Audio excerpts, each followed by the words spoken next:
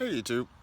So I was just thinking about life, and not necessarily life, but the world that we live in. And I was just thinking, well, as far as human history goes, no matter what time period you're in, there's like always like the hierarchy of like a strong a strong concentration of both wealth and power. And when it's done correctly, it works like it works. But if it's like pushed into overdrive a bit too much, it can rapidly collapse. And I was thinking, well,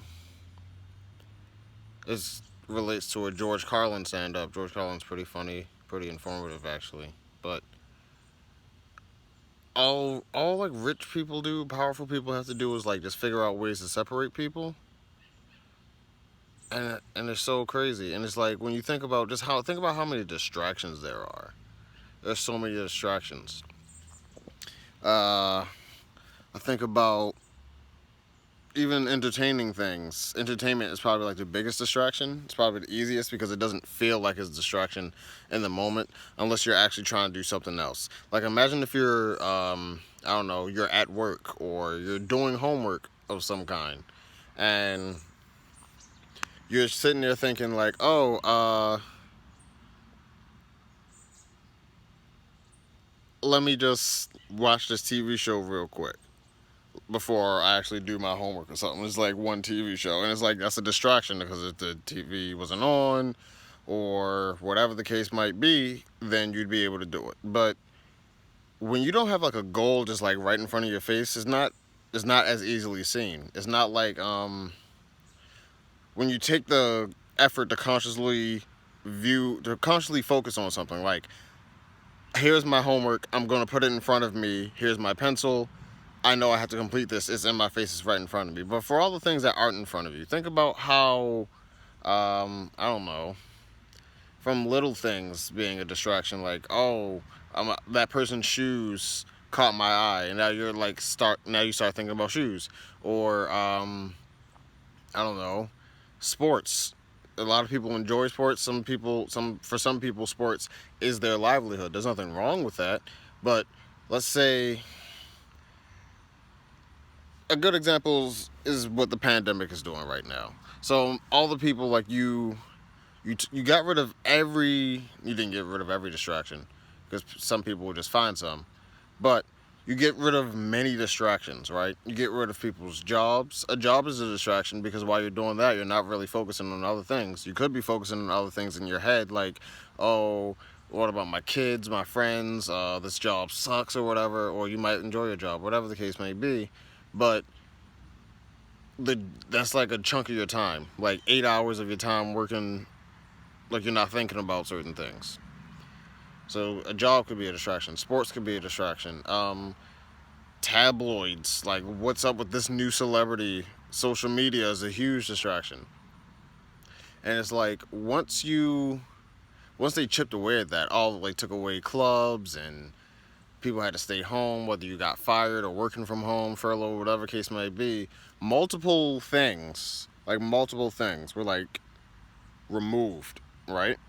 And it got people to like really examine to either look at the world around them or um, look at the world around them or look inward into themselves, right? Which is why, like for example, if COVID didn't happen, I'm not sure if the protests for George Floyd would have went as far as they did, and I'm glad they went as far as they did. But just like think about that. Like if people were working, right? If people were working and like let's say the same thing would have happened, they would have been like, well, I would sure love to go out there and protest. I really would because I think what's going on is really fucked up there. But I have to go to work because I gotta provide. I gotta pay the bills. I gotta do that. So in that way, it's not necessarily a distraction, but it's a deterrent. You know what I'm saying? Like for example, if people had like a whole bunch of money saved up or had enough sick time, vacation time, whatever the case might be, to do something like that, they would be able to easily do that. They would be like, oh, I can take a time off and go to this protest and participate. But when people are so bogged down to the point to where like there are multiple people just working 2 and 3 jobs just to get by and stuff like that, and coming home to your kids, gotta help your kids and all that, and even now you gotta teach them yourself. A lot of that stuff can be a distraction, and it can take away people's energy to fight for things that they really want to fight for. And the main point of me making this here was because I was just thinking about just how the world is. It doesn't feel like it's right. It doesn't feel like the way the world is set up is the way it should be set up, and that it's almost commandeered. I don't even know. So engineered. It's engineered in that way. Is engineered in the way it is. Okay, so let's for example, let's talk about just money wise, right? Now, human beings, as intellectual as uh, we are like the only organism on the planet who like just has a difficult time just living off of what the planet provides. You don't. I mean, of course, there's survival of the fittest and all, but it's like squirrels. They know when to find nuts. They know to hide in trees. They know to bury their nuts and hibernate. You got other animals that can go out and find the food around them. Can build their own homes, like build their shelter, food, water. They have like everything they need already. You know what I'm saying? But for humans, it's like I don't know. You gotta go through so many hoops. You gotta I don't know. I mean, of course, even other animals depend on their parents at first, but it's not like it's just different for us. So let's back to what I was saying. Now, let's say we talk about money, for example. Either there's two possibilities: either there's an infinite amount of money in the world, or there is not an infinite amount of money in the world. If there is an infinite amount of money in the world, then no one should be poor. Just shouldn't happen. No one should be poor. If there's an infinite amount of money in the world, you can't run out. So why is anybody poor?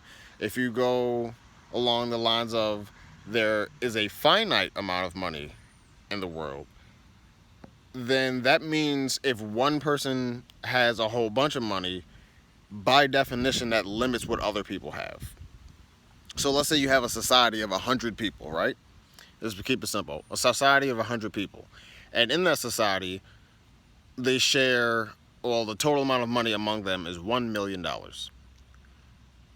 So how much is that? 10,000 per person? Just the average of 10,000 per person. Now, what if one person has 500,000? One person owns 50% of the wealth.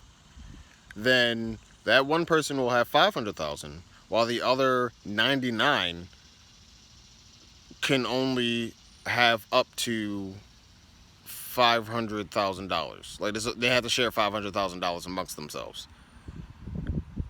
And with that one person having that amount of money just limits the amount of what the other people can have. And I just think, I mean, sure, you can make the argument, well, if they earned that money, it was like, how did they earn it? You know what I'm saying? What did they do? Was it like all by themselves? Did they ask for help?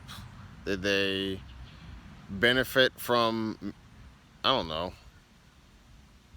It's good to just talk this out and like have my thoughts just going by themselves, see where it goes. But if there's a finite amount of money, yeah, so that's what I was thinking earlier. If there's a finite amount of money and one person has that 500,000, then because that limits other people, like to the point to where like no matter how hard that person works in that society, the most they could have is 500,000 or less because this one person has 500,000. So no matter how you look at the world, even if you're like, you could look at it as no, regardless of your political views or your religious views or just world views in general, I feel like humans just makes things really difficult. although humans make things really difficult, well, there is a specific group of people out there to keep it the way it is. And it's not odd because human beings in general, of our worst traits, the worst traits in general that we have would be like animalistic in a sense, like power hungry, money hungry, I don't know, very of this world, very can't really think of the correct word for it. I would just say animalistic in nature, not necessarily bad. Anything is bad if it's like overpowered or overwhelming in a sense. But if you have any, if you have a drive for money that is so high that you're willing to step on people and connive and steal from people if you have to, lie, yeah, lie, cheat, steal, do whatever it takes to get that money, then it's a problem. But if you do it in an honest way that doesn't negatively impact people, then sure, that's fine. But the world is set up to the point to where it's just like it's almost like it's made to be difficult for some people. Like it's almost like it's less difficult than it has to be. Like there has to be an overwhelming force because if you think about the average person in the world, I just want to make sure that I'm okay, my loved ones are okay, and we live we live happily and healthily. I would say that's true for almost anybody. And if it's not true for someone that's alive today, they'll be dead shortly. Uh, so with that being said, if let's say I have $1 billion. Oh yeah, just got some money. Let's say I got $1 billion. If you were to tell me that I could stop 100 people from being homeless if I took my a billion, let's say I make $1 billion a year for some reason, some insane amount, and you could tell me, hey Marcus, you could drop down from $1 billion a year to 500 million a year, cut it in half, but 10,000 people would no longer be homeless.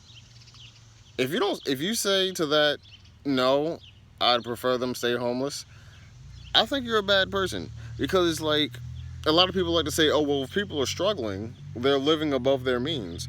Well, I'm sorry. If you are making $500 million a year and you can't pay your bills and you can't afford shit, you're living above your means. How much money does it take, do you need to where $500 million in there? You want to ask people living above their means and shit. Ask any person that's making like $30,000 or $40,000 a year. Ask them, hey, would 500 million a year suffice for you? Would that be like good enough? I can guarantee you they would all say yes. So I might just be preaching to the choir here, but in short, I just wanted to kind of say that there has to be a group of people, no matter how small or big they are, there has to be a group of people that prefer it to be the way it is.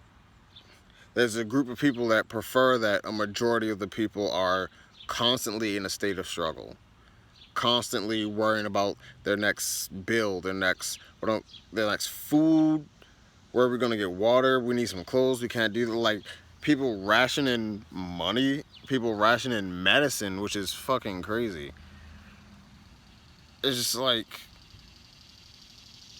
I don't know, it's like there's so much, like why isn't it just, when did it become too much to save lives and for the well-being of society to be like too much?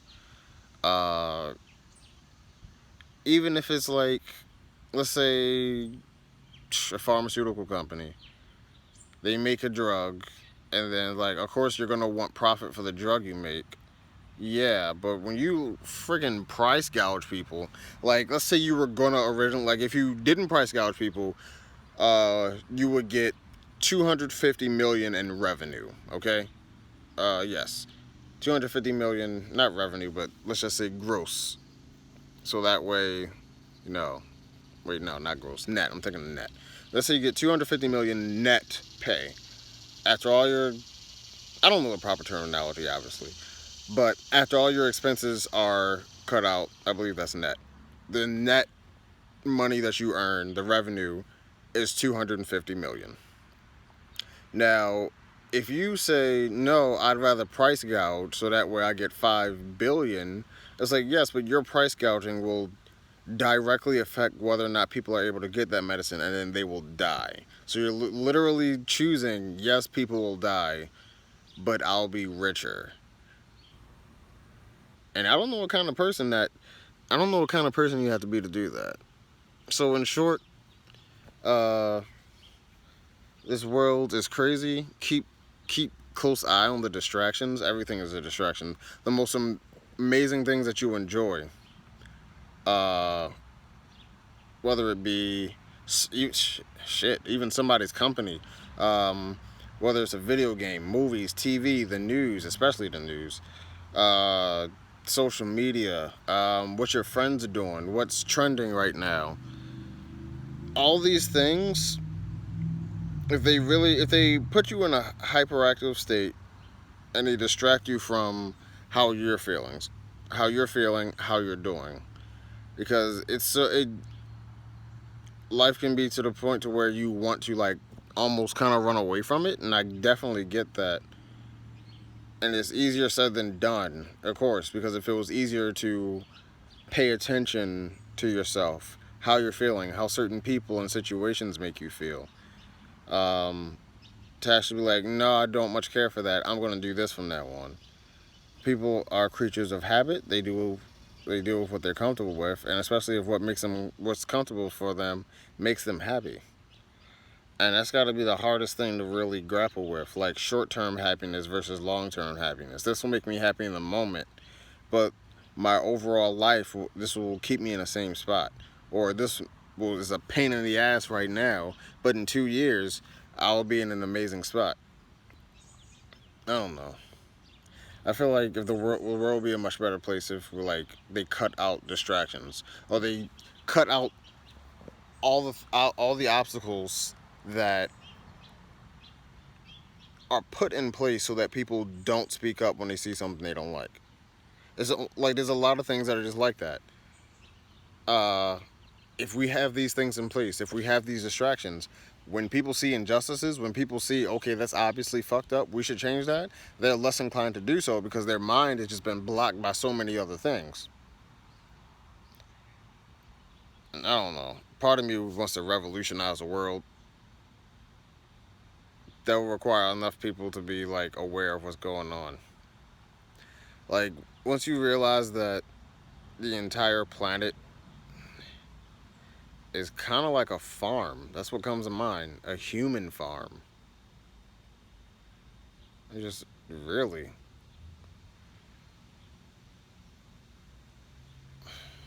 That's crazy. I think 18 minutes is long enough, so I'm gonna wrap it up here. But there's just a lot of distractions, and I find myself distracted often. And sitting outside talking to my phone helps for some reason. I don't know, I don't get it. But I guess that's it for me today. Marcus out.